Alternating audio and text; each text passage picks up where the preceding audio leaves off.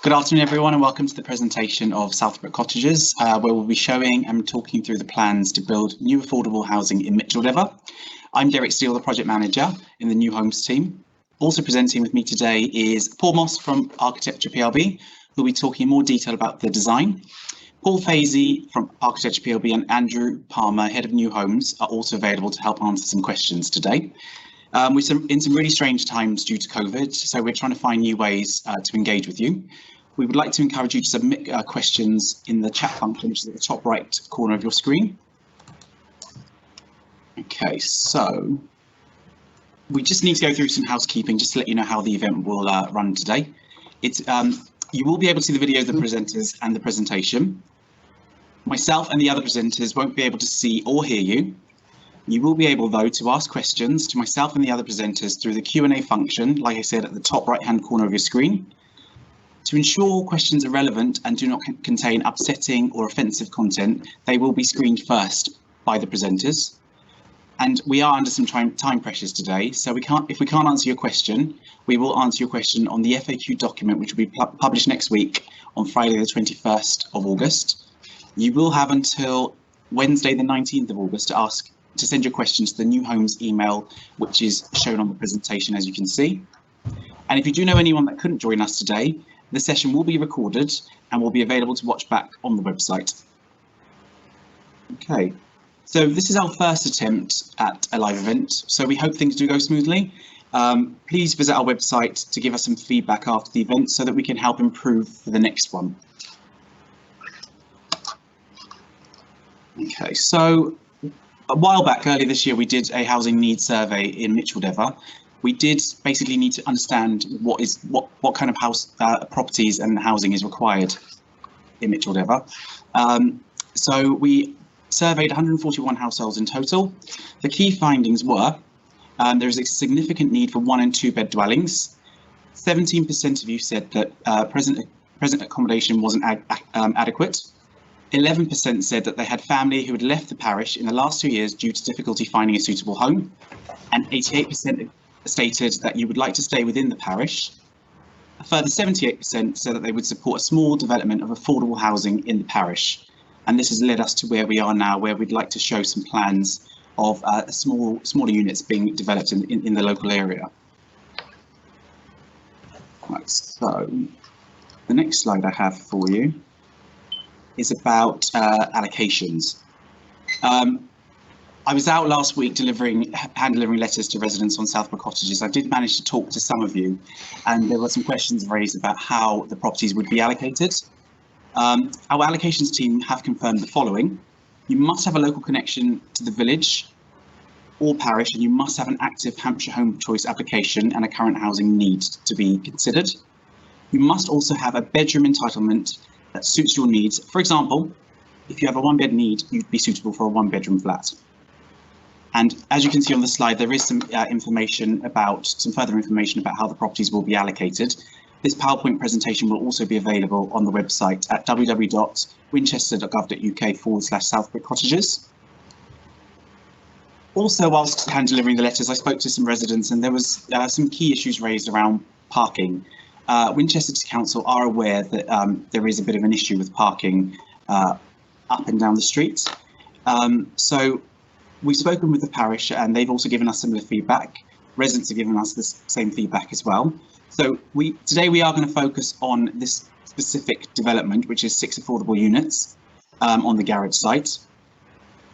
We are proposing 1 space per dwelling. That's 6 spaces in total. And we do recognise that it is a rural location, so that means that residents are likely to have at least 1 vehicle. We are working with colleagues within the council on a parking strategy. This will include a consultation with residents in the area to decide where we can create more parking spaces for current and future residents. The consultation is likely to take place in the autumn of 2020, and there will be further details to follow. Comments relating to parking will be shared with my colleagues who will be hosting the consultation later on this year, so they are well informed prior to engaging with residents. What I'm going to do now is hand over to my colleague, to Paul Moss at Architecture PLB, who will go through the design. Excellent, thank you, Derek. Hello everyone, and thank you for taking the time to attend this consultation. I will jump straight in and get on with the design. We at APLB have been working with the council to transform the garage court site on Southbrook Cottages. For those of you who are not aware exactly where it is, Southbrook Cottages runs just off Duke Street. The site is outlined in red and it is adjacent to the allotments. The project will provide 6 new flats, as Derek said, 4 one-beds and 2 two-beds, as these are of the greatest need in the village. The flats will also be constructed to Passive House Plus, which is an ultra-low energy standard. Next slide, please, Derek. So what is Passive House? Passive House is an energy standard primarily focusing on achieving internal comfort. It was invented by the physicist Wolfgang Feist, who was troubled as to why adding insulation to a building did not result in the building needing less energy. Through his explorations, he eventually ended up building the first passive house. On the next slide, we have a little video which will hopefully help to explain passive house a little better. Derek, if you'd like to jump to the next slide and press play, please.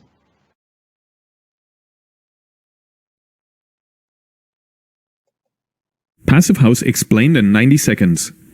Does your house have a heater in the basement or maybe a fireplace?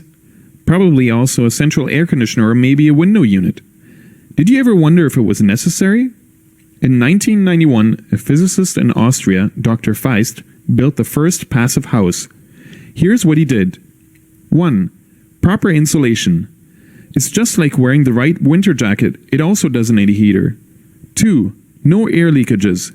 There should be no holes, small or large, to let hot air out of the house. 3. No thermal bridges. A thermal bridge is like a road for heating energy in which warmth can travel right through your walls. As a matter of fact, most of our houses have thermal highways in our walls where heat can easily travel to the outside. Plus, the house needs proper windows most of the time with triple pane glass. It needs to be oriented properly so the sun can heat it in the winter and shade is provided in the summer. And it uses an HRV, a device that provides the inside with fresh air without letting the heat out. Add all these things up, and it turns out your house doesn't need a heater or air conditioner. So where does the heat come from? A passive house needs 90% less energy, and that can easily be supplied by your body heat, the sun, your appliances, light bulbs, and even your TV. This saves you a lot of money on your heating bill and helps preserve the environment. Did we make it in 90 seconds? You bet we did. Let me sum that up slightly. Passive house essentially works through care of attention with design by ensuring that there's no thermal bridges, ensuring that the building is airtight, and ensuring the building is properly insulated means that the energy demand for the building is significantly reduced compared to a standard building, and it's up to 90% less, meaning the building could only need 10% of the power of a normal building. That is very good for the environment, as it means the building doesn't need very much energy, and it's also very good for residents, as it means the building will be kept at a constant, comfortable temperature. So it is essentially a win-win for everyone involved. When I say comfort, what do I mean by comfort? In this context, comfort means consistent warm temperatures with lots of fresh air. A passive house building will keep itself at around about 21 degrees, even when it's -10 outside without any heating input, and it will also keep itself at about 21 degrees when it's very hot outside, due to the quality of insulation and airtightness. To misbust a question straight off the bat, it doesn't mean you can't open your windows. You can have your windows open for as long as you'd like, and when the house gets too cold, you can simply close them and it will warm itself back up quickly. It effectively behaves just like a normal house, just stays nice and warm all the year round. Derek, can you jump to the next slide, please?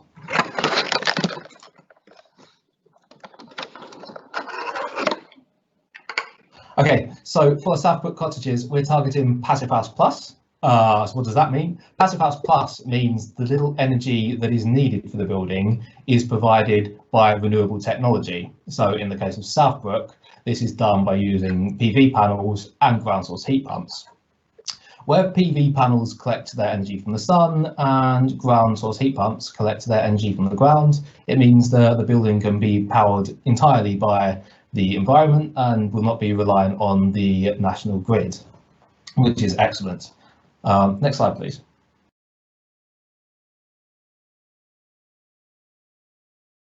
Thanks. As well as designing the building to be energy efficient, we also wanted to make sure the building fitted into its context. I think I saw one or two of you around in Micheldever when I was taking lots of photographs for this project. On the street itself, there are three types of houses. There is post-war brick bungalows, there's post-war semi-detached houses, and there are a couple of these rather interesting dark timber-clad prefab houses imported from Sweden, which instantly caught our architectural eye as a potential inspiration for the project. Next page, please, Joe. The rest of the village contains a much more traditional housing stock, with many fine examples of wattle and daub thatched cottages, with nice little dark timber-clad red brick barns throughout the village, which is quite at contrast to the street itself. So it was our intention that the building that we create help sort of tie the village and the street together and sort of work in amongst the two different situations. Next page, please, Derek. Okay, so in order for the building to be both sustainable and in keeping with the rest of the village, we undertook some extensive site analysis. If you look at the plan up on your screen, you will see numbers 1 and 2 at the top of the page, numbers 3 and 4 sort of at the bottom of the page. The very bottom of the street is slightly cut off in this view. When we was undertaking our site analysis, we looked at sort of several different things, such as the position of the sun, the size and the orientation of the buildings around it, in order to optimize the building. Next page, please.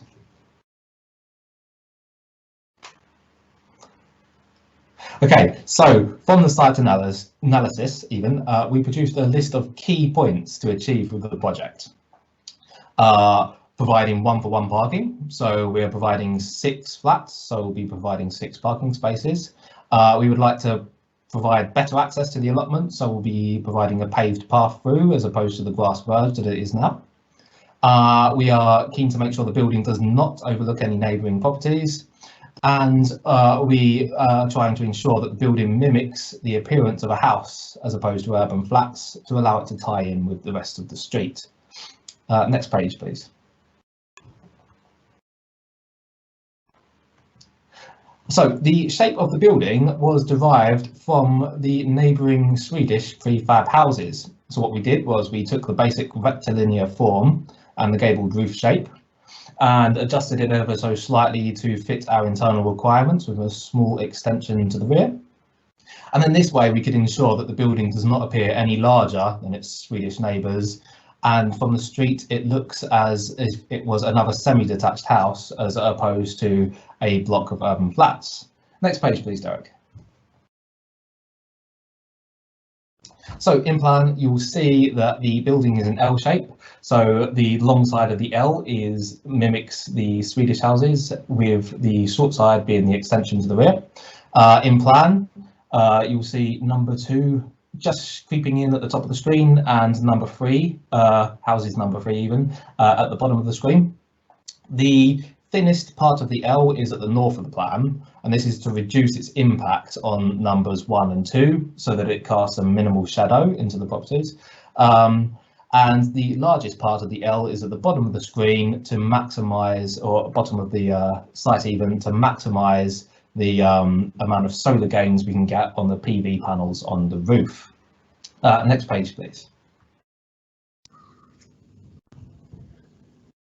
Okay, so parking takes the form of 3 groups of 2 spaces to provide the 6 spots, and in between those bays of 2 are the entrances to the flats, which is shown on the right hand side of the plan.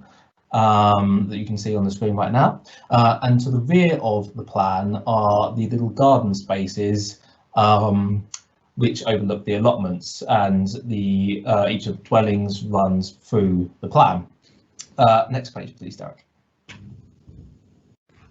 If you jump up to the first floor, which is the second story of the building, there's only 2 stories to the building. It is a mirror copy of the ground floor with the 2-bed apartments to the north and the 2 1-bed apartments to the south, which is the bottom of the page. You'll notice each of the apartments has a balcony at the first floor or a little garden space at the ground floor, which I'll talk a little bit more about in a minute. Next page, please.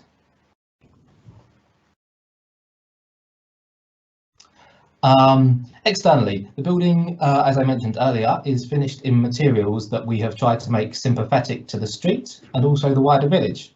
The dark timber cladding is intended to reference the Swedish houses immediately next to the building, but it's also meant to reference the dark timber clad barns that are found throughout Micheldever with their traditional red brick bases, which we thought was a good opportunity to connect the 2 sort of features of the street and the town. The roof will be finished in a dark zinc to help it merge with the timber cladding and provide a neutral backdrop for the PV panels so they don't stand out. Next page, please. On these 2 elevations here, the top one overlooks the allotments and the bottom one is the north elevation, which is facing properties number 1 and 2. The extension to the rear will be finished in a different material. It'll be a natural untreated timber, which, as you can see from the example material on the left, will weather to a nice light grey over time. The idea of this is that the lighter grey material will help soften the impact of this rear mass and help to make the building feel a little smaller in its context. The north elevation is the smallest elevation of the entire building. This was intentional so that properties number 1 and 2 would have as minimal impact as possible. It also contains no windows at all, so there will be no direct overlooking of the gardens from inside. And if we can jump to the next page, please.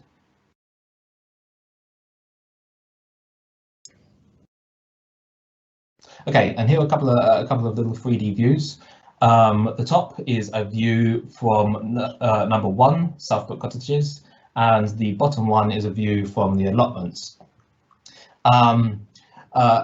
Oops, so the view from allotments is intended to sort of help demonstrate how the 2 materials will sit together and help to show how the lighter clad part at the back will help to sort of fade into the allotments as time goes by. And you'll also notice in both views the balconies to the rear of the property.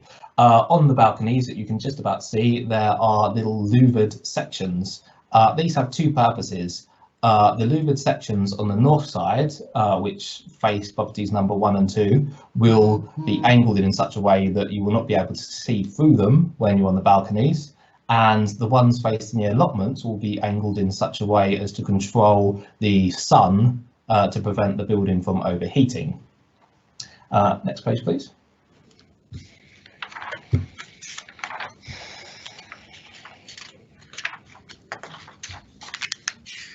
Thanks. And finally, I'll finish the presentation with 2 CGIs that we've had prepared to help to show how the building will sit in the context of the street. This view that you can see here is looking up the street from Duke Street.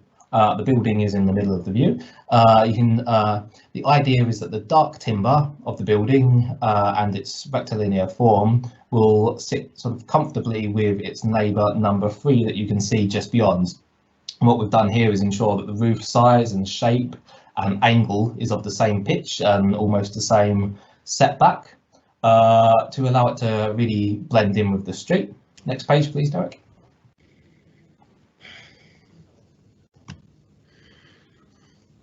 Again, this final view is from the other direction, looking down the street towards Duke Street. Here you get a slightly clearer view of the building and the landscape. So many of the other houses down the street have quite large front gardens with off-street parking.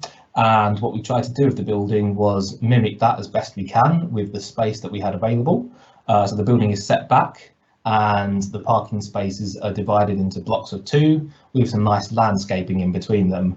The idea being that when viewed from an angle like this, it appears to be predominantly landscaped with sort of minimal hard landscaping to really help the building bed itself down into the fantastic rural character of Micheldever. Next page, please.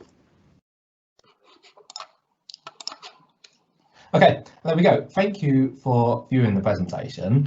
I will now hand you over to Andy Palmer, who is the head of new homes delivery at the council. He has been reviewing your questions as we go through, and myself, Derek, and the rest of the team will endeavour to answer as many of them as we can before we run out of time. Thank you very much.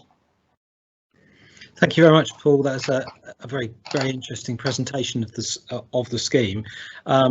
It's great. We're getting lots of questions and comments in, and I'll try and cover as many of those as I can. There's some very particular questions I think that we'll have of the architects for the scheme, but first I'll cover some of the very initial early questions that came through, and the first one I want to cover is about allocations. So just to reiterate, this scheme is aimed at local people, and if you're interested or you know of anybody who's potentially interested in any new homes, the local Diva News, I believe, has printed a link to how you register, but also if you go onto the council's own website and look under the housing section and how to be allocated a property, you will see all the forms you need to download and to fill in order to be considered for these properties. So I think this is really important, that this scheme is designed to meet local housing need. And that neatly leads on to a question about somebody asking, well, why here? Why didn't you repair the garages in the first place? And I think it's really important to stress that there is a significant housing need in this district, and where we have garages which have historically proved difficult to let, and that's not just because we let them fall into disrepair.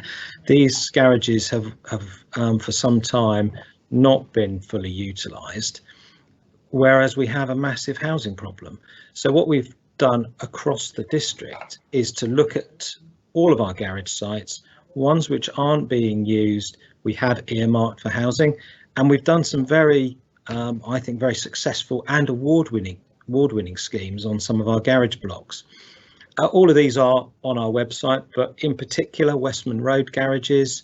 At Week, we delivered an award-winning scheme there of houses and flats. We've also developed garage areas in Bailey Close at Stanmore, and currently we're on site delivering some new housing and flats at some an ex-garage site in Rowlings Road in Week. So we haven't just singled out these garages for building. It is part of a programme where we're looking to utilise, our assets to build housing for local people, and I think that's a really important point to make. There's a question raised about car parking, and I think it's useful to say at this stage is we've concentrated initially on looking at the design of the properties and making sure that they have adequate parking, but we're also intending to carry out a parking survey and to look at what other land holdings we have in the close and just outside the close where we could provide additional car parking for current residents as opposed to any potential future residents in that property. So we would certainly, we wouldn't want to make parking worse in the area. I understand it is a bit of an issue at the moment, so we can look at what other lands or strips of grass verges, if appropriate, that would be suitable for casual car parking. At this stage, I think there's some questions related to the design of the properties, and perhaps I'll pass back to Paul at this stage for any comments that he may have. But there are obviously the immediate neighbours have very particular concerns about overlooking and loss of light. I don't know if you'd like to expand on some of your earlier comments and describe how you how you approach the design of the properties to try and mitigate that as much as possible? Excellent, thank you, Andy. Yes, so as I mentioned during the presentation, what we set out to avoid overlooking from the very beginning to minimise disruption as much as possible. So we have tried to reduce the amount of building that is at the northern boundary because houses 1 and 2 look immediately onto the site. Whereas house number 3 looks away onto the allotments. So we prioritised the north end of the site as the most urgent area to avoid the mass of the building. In order to prevent overlooking, we had 2 strategies. The first was the placement of the windows. So on the building, the windows only face onto the street, up the street, or onto the allotments, and there aren't any windows at all which look onto the gardens of number 1 and 2.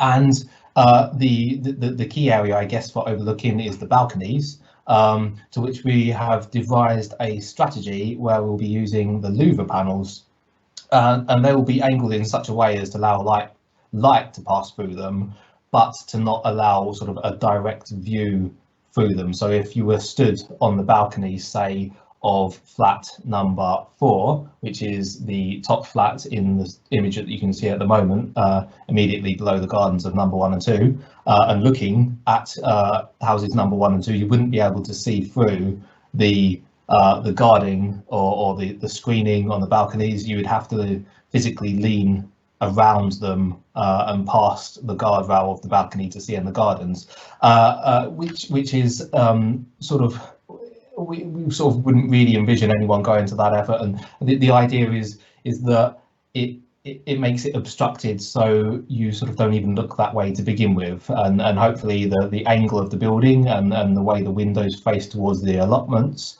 and the beautiful countryside there will mean that any residents of the flats would sort of naturally angle their views out towards the allotments as opposed to the neighbouring properties. And on the ground floor, we're sort of retaining a 1.8 metre fence around the side as well. So in the gardens at the rear, below flats number 1 and 2, if you were in that garden space or the little access to the bike sheds down the side, there wouldn't be any greater visibility into the gardens than there currently is past the garages. I don't know, Paul Fazy, do you have any more points to add on that note?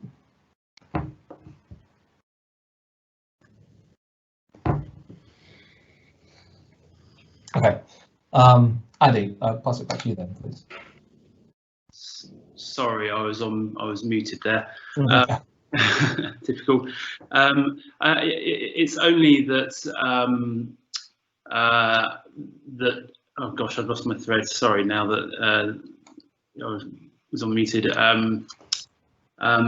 Only that we have undertaken some shadowing analysis through the 3D software that we've been using to design the project, so that we have analysed the amount of shadow that will fall into those gardens, and have sort of minimised it as much as we can through the form of the building and the shape of the roof. For the majority of the year, it appears to only impact the outbuildings that are at the ends of those gardens. So we have attempted to minimise it as much as we can.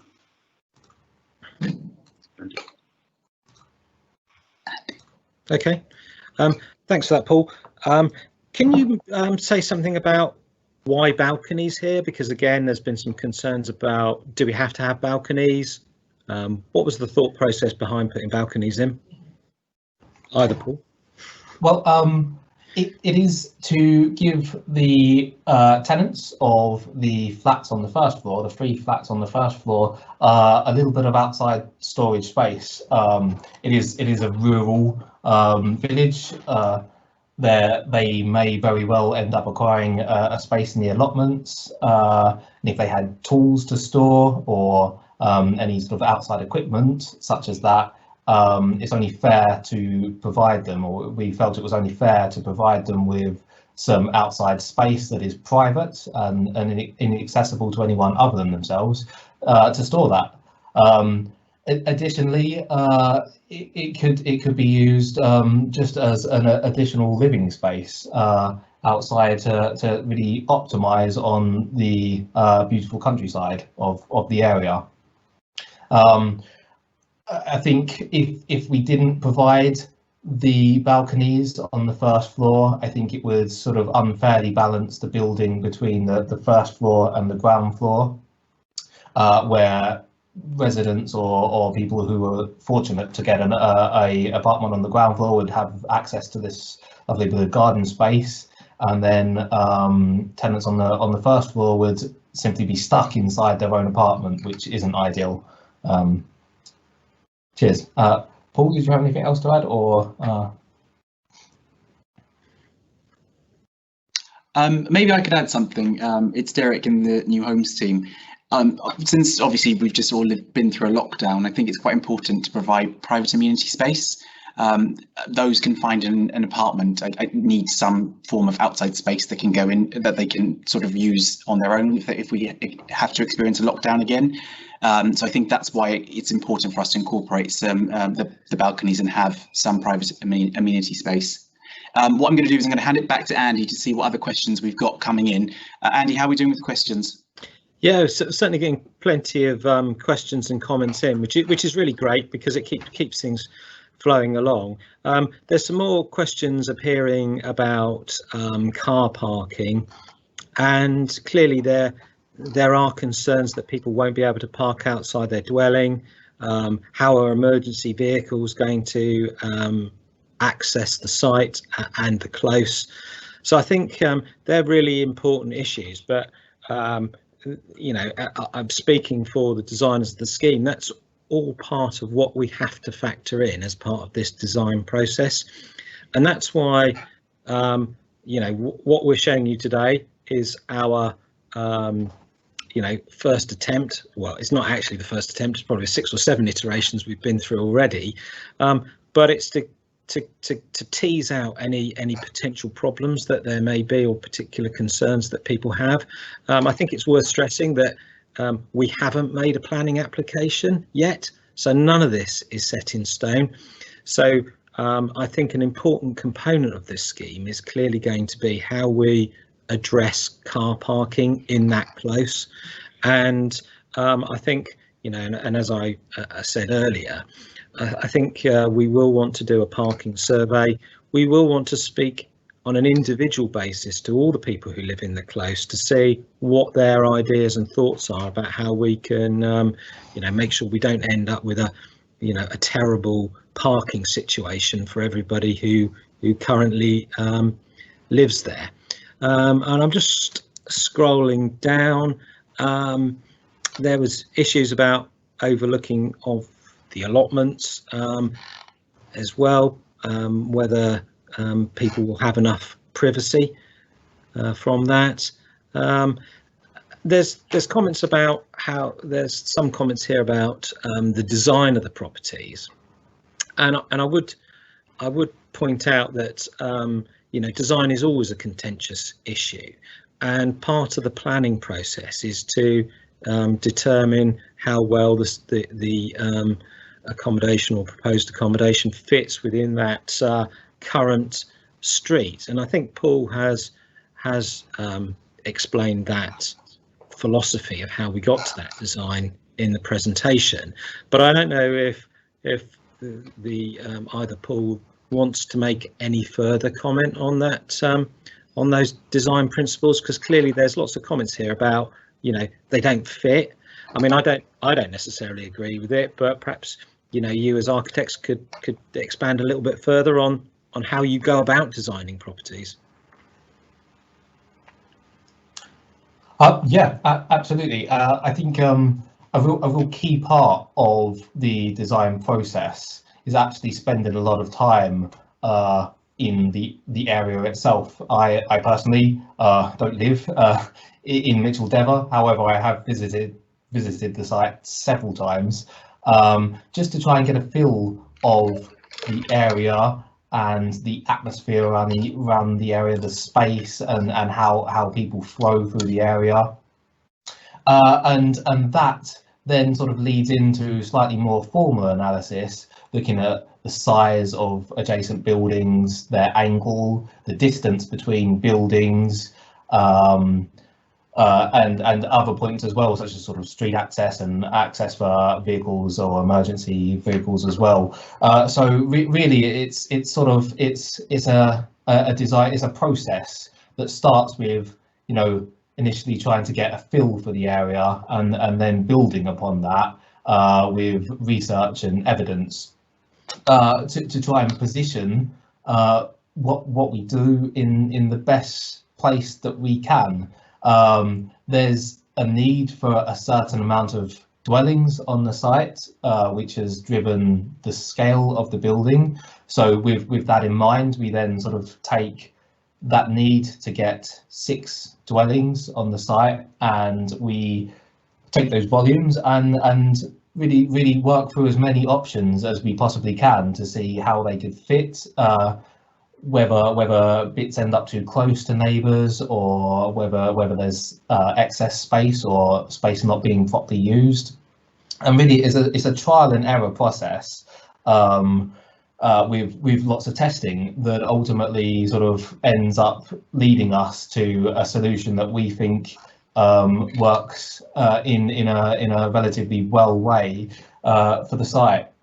So this image that is up on the screen at the moment, I think I mentioned this before, but for instance, the form of the building, we didn't want it to look like a set of industrial or sort of urban buildings. We wanted it to feel as though it was akin to the other houses on the street. So the roof, the pitch of the roof is the same as the other buildings on the street. The height of the gables is the same or less than other buildings on the street. Its setback from the road is proportionate to the neighbour number 3. And the form, again, we've tried to follow what is on the site as closely as we can, to really try our best to make it feel as though it's a building that belongs on the street in the same way as number 3 does, or number 11 or number 14. So it's a long process with a lot of variables, and we sort of try and take inspiration from as many things as we can to lead us to where we've gotten. I don't know. Does anyone else have any points they'd like to add to that? Paul Frazee, do you have any other points you'd like to add? One thing I just wanted to say, Paul Moss, it's Derek here, the project manager.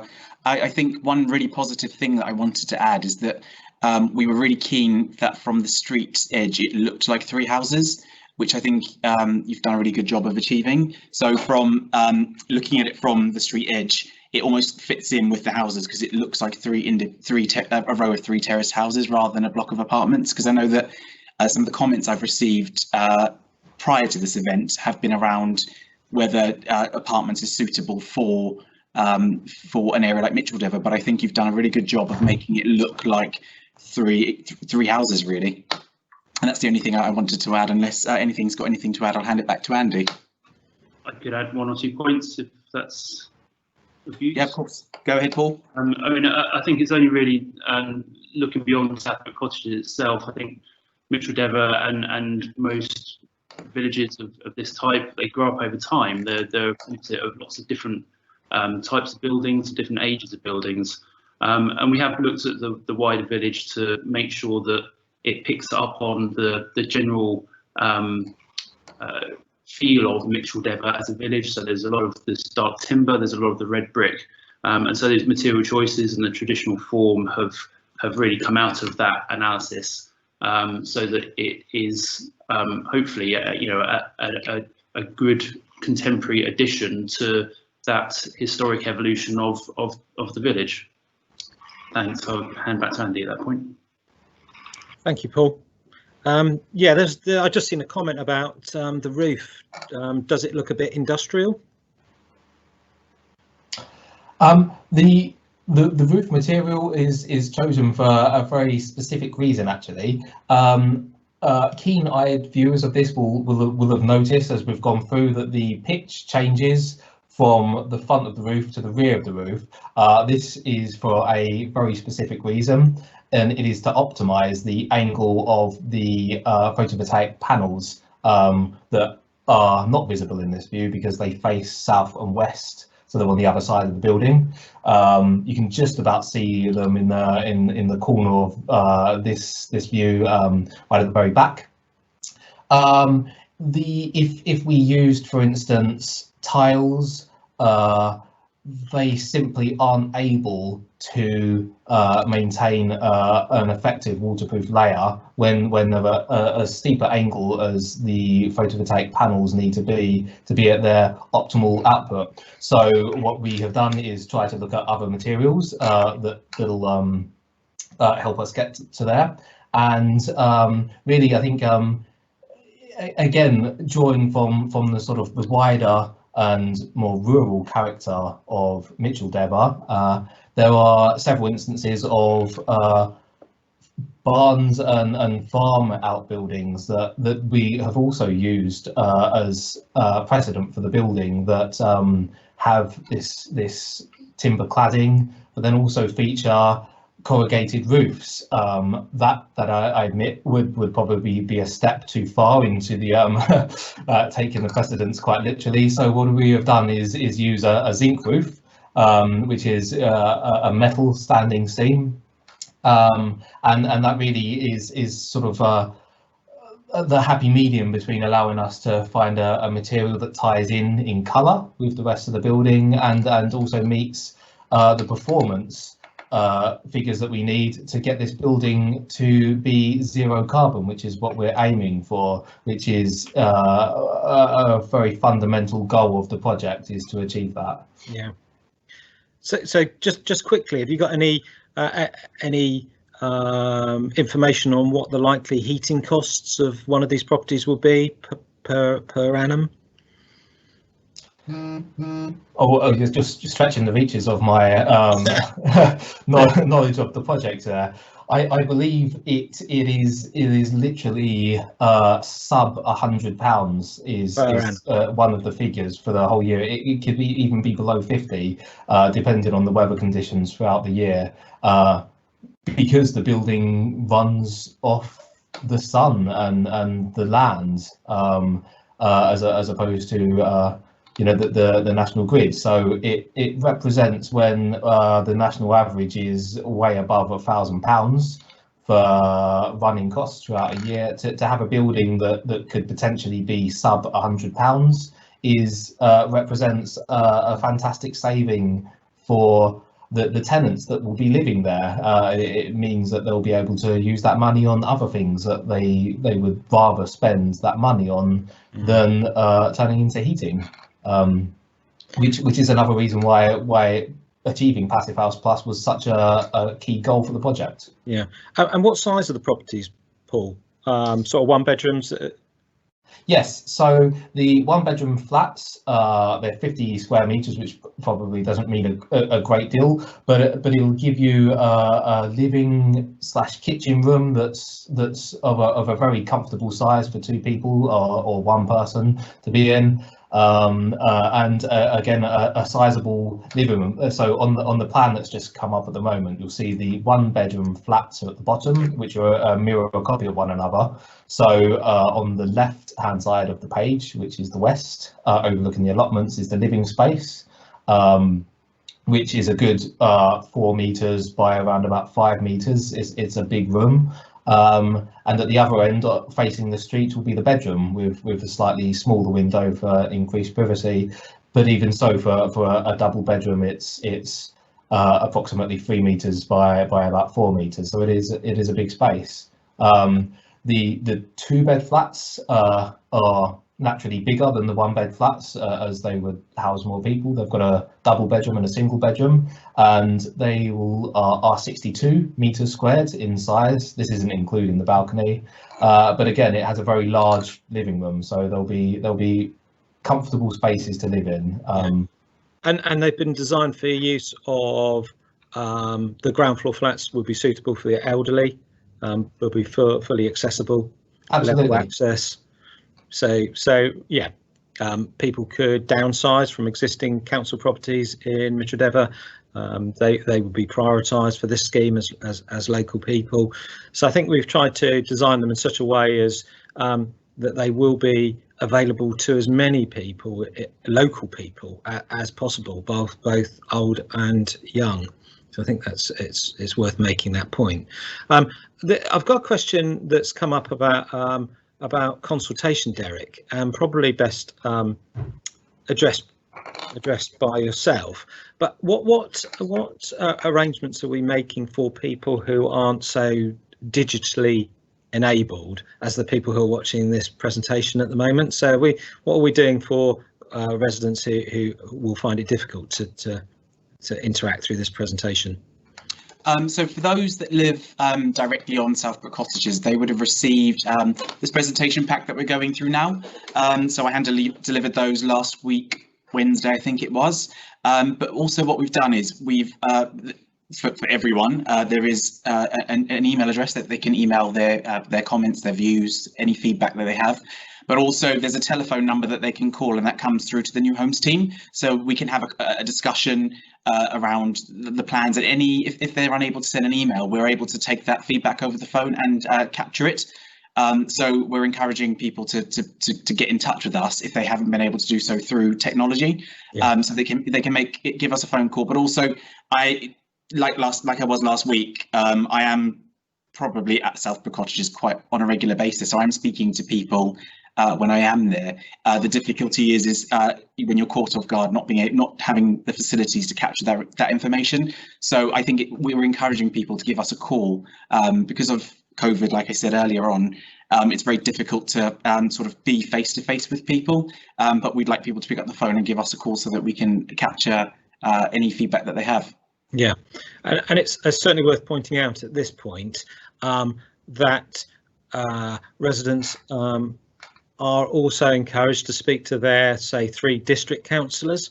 So you know, there's 3 district councillors at Micheldever. There's also a very active parish council.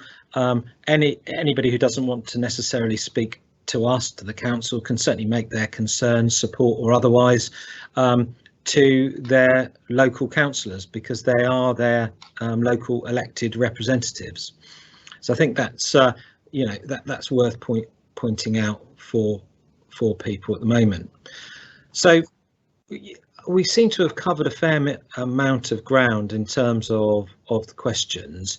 Clearly, keep sending them in. I'll keep reviewing them. But it might be just worthwhile me again reiterating, this is a scheme for local people. If you know anybody who is in housing need and who would like to rent a property in Micheldever, doesn't need to be these may not happen.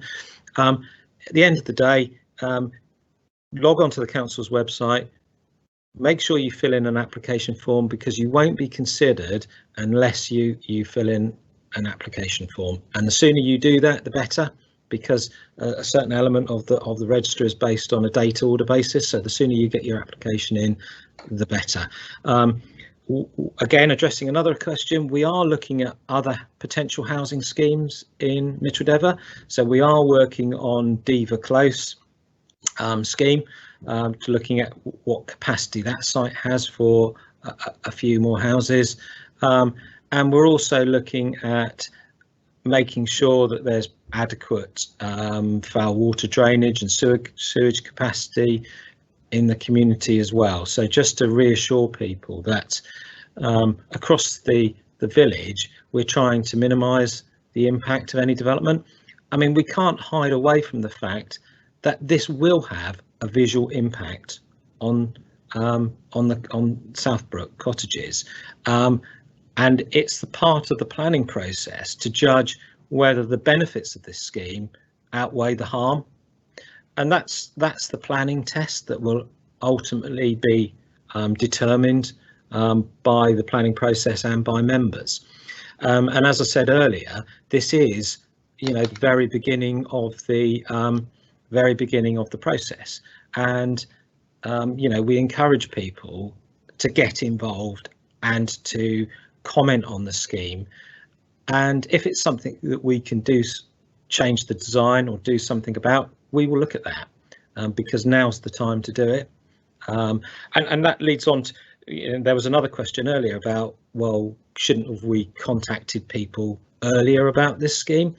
Well, I think past experience of a number of housing schemes that we've done, people like something to comment on.